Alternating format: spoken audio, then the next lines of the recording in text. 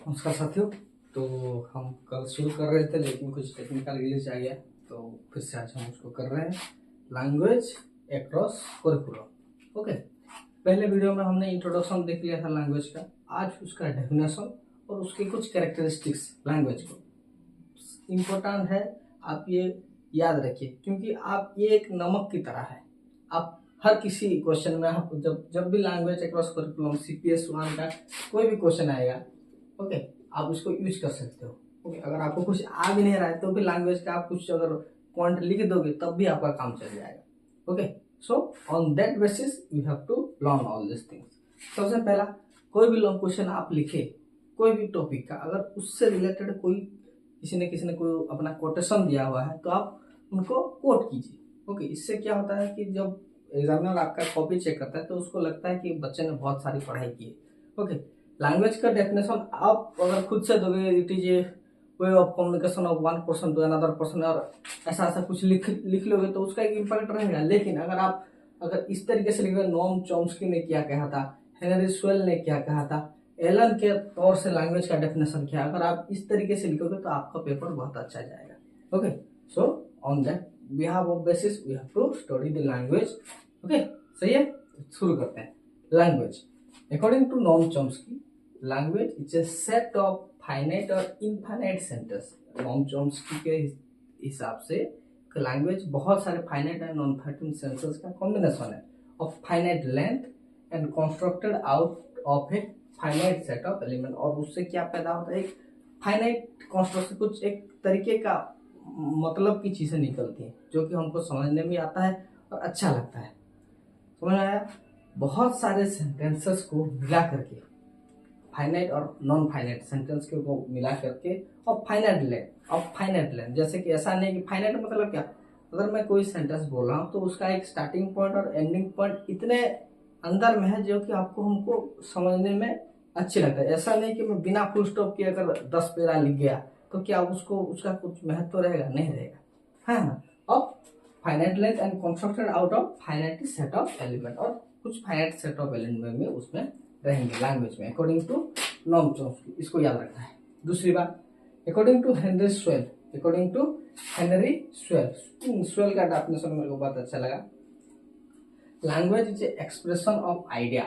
Language is a expression of idea. हम अपने idea को एक्सप्रेस करते हैं through language by means of speech sound combined into word. Okay, हमारा जो साउंड है वो कॉम्बाइंड हो जाता है वर्ड में। Words are combined to form sentence. Okay, और वर्ड मिल के क्या बन जाता है? Sentence. And this combination answering to that idea of thought. और ये सारे कॉम्बिनेशन बाद में जो हमारे थॉट प्रोसेस में था, जो हम सोच रहे थे, उसको वो डिस्क्राइब करते हैं। ओके, सो ये हेनरी स्वेल का डेफिनेशन तो बहुत इजी भी है और आपको याद रखना भी पड़ेगा। Language is expression of idea by means of which speech sound combine into words. Sound combine होकर वर्ड बनता है, वर्ड कॉम्बाइन होकर सेंटेंस होता है, and this combination of sentences answering to that of idea into thought. Okay, समझ में आया? Next, according to Elon के तरफ से क्या है, language is A social activity. Language क्या है? एक social activity rather than means of individual of self expression. Okay, सिर्फ एक सामान्य एक सिंगल व्यक्ति का नहीं, ये एक सोशल एक्सप्रेशन है लैंग्वेज। ओके, समझ में आया?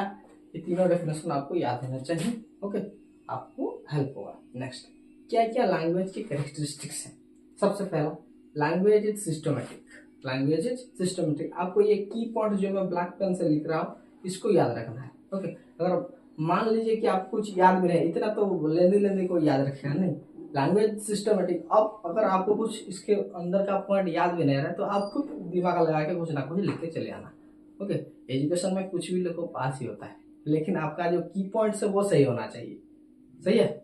नेक्स्ट, लैंग्वेज सिस्टमेटिक, इसका मतलब क्या? It is a structured system of communication which consisting of sound, sign और written symbol, which consisting of sound, sign or written system which are used by the people of particular country, region or group of talking or writing. Okay, so ये किसी भी ये क्या होती है? consist of sound, sign return symbol. Okay, sound बताया था मैं कल के वीडियो में, आपको एग्जांपल भी दिया था साइन के, जैसे कि मैंने बोला कि अगर मैंने 4 बच्चे बैठे, मैं किसी बच्चे को ऐसे इशारा कर दिया तो वो खड़ा हो गया। ओके, इसको मैंने बुलाया, ऐसे ऐसे सिंबल किया तो वो चला गया। इसको मैंने चुप कहने को कहा, वो चुप, this is sine.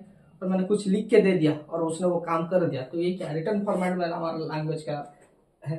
Okay, by the people of particular country, region और group of talking and writing. For example, मेरे सामने अगर कोई चाइनीज आके बोलने लगे तो मेरे को सिर्फ साउंड सुनाई देगी, लेकिन उसका लैंग्वेज को मैं पकड़ नहीं पाऊंगा, है ना, ऐसा होता है ना। तो it is a systematic. Next, language is social. Language is social. Next characteristics language social. It social in that of interaction with other person. एक पर्सन दूसरे पर्सन से इंटरेक्शन कर पाता है, which physiologically necessary to learn language. Okay, for example, अगर आप मान के चलिए कि केरला में जाके आपकी जॉब होगी, ओके, आप वहाँ पे रहेंगे, तो आपको ओडिया सिर्फ आता है, आपको हिंदी आता है, इंग्लिश आता है, लेकिन आपको वहाँ पे क्योंकि आप वहाँ पे बसने लगेंगे तो आपको थोड़ी थोड़ी मलयालम आनी पड़ेगी, है ना, ठीक है, तब जाके आपका काम चलेगा। Language help us to perform various social functions and many of its use have become institutionalized. ये नीचे नहीं दिख रहा होगा, मेरे को पता है, आप चाहे तो लिख लीजिए इस चीज को। Okay, it is social in that interaction with other person is physiologically necessary to learn and language. Language help us to perform various social functions, okay, and many of its use have become institutionalized बोल के मैंने लिखा है। और सबसे last में है language is constructed socially. Language socially constructed किया गया है। फॉर एग्जाम्पल, हम जितने सारे भी स्पेसीज हैं, सब में ह्यूमन क्यों आगे बढ़ गया?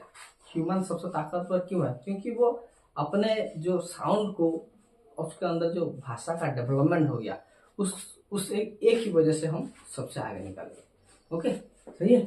आगे 2 कैरेक्टरिस्टिक्स लिखिए, फिर हम और ज्यादा कैरेक्टरिस्टिक्स लिखेंगे। इसको पहले इसको लिख लो अच्छे से।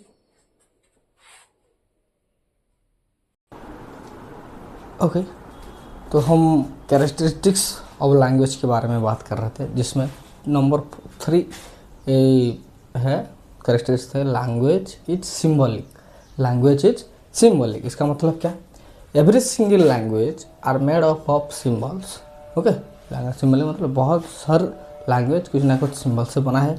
A symbol it's something that stand in for and represent something else. Okay, stand किसी के लिए एक सिंबल क्या होता है, किसी के लिए स्टैंड करता है और कुछ ना कुछ रिप्रेजेंट करता है, represent something else. Language is a symbolic system of communication based on the complex system of rule reflecting of spoken sign और सिंबल। ओके, स्पोकन साइन और सिंबल कहते हैं ना, स्पीकिंग हम बहुत सारे जो कुछ लोग को क्या होता है, वो पढ़ नहीं पाते।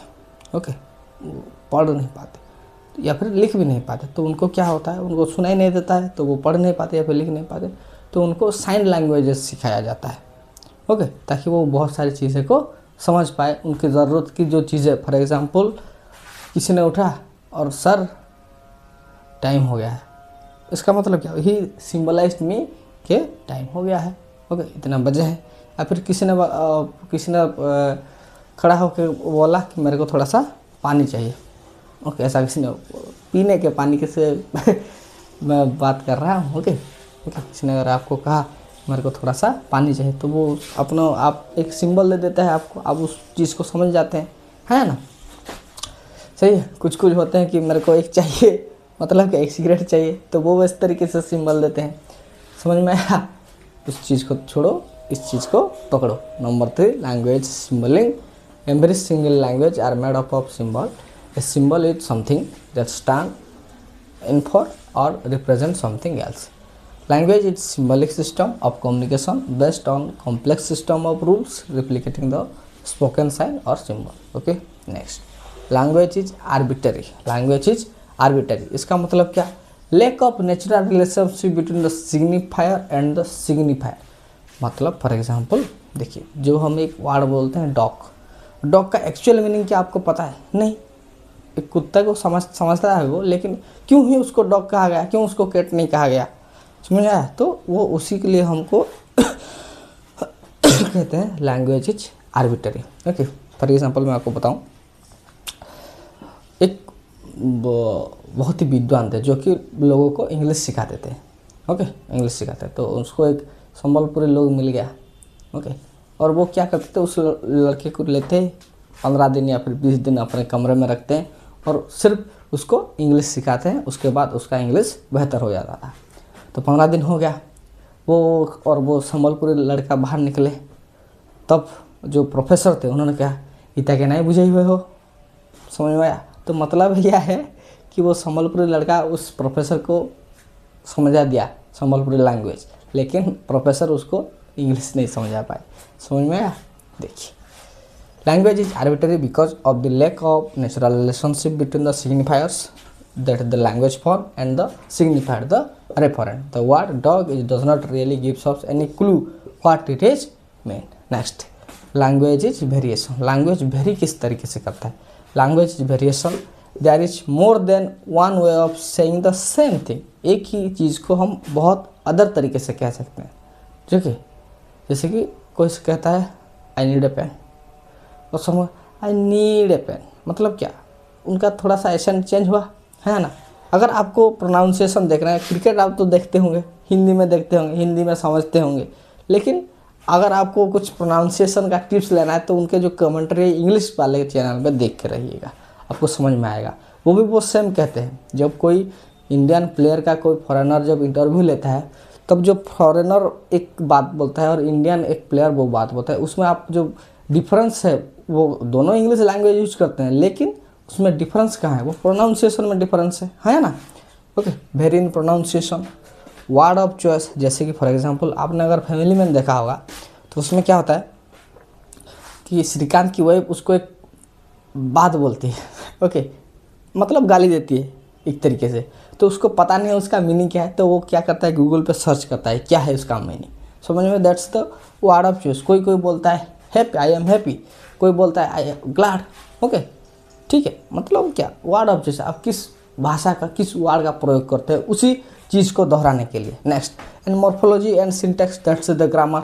ग्रामर का भी बहुत सारा रोल है हमारे लैंग्वेज में। ओके, सो हमने लैंग्वेज, उसका डेफिनेशन और उसके कैरेक्टरिस्टिक्स को याद कर लिया, समझ लिया, लिख लिया। आप इसको अच्छे से लिखो और प्रैक्टिस करो ताकि एग्ज़ाम में आपका हेल्प हो। एग्ज़ाम ज़्यादा दूर है नहीं, सो बी रेडी। ओके, फिर हम और कुछ लेके आएंगे लैंग्वेज के रिलेटेड।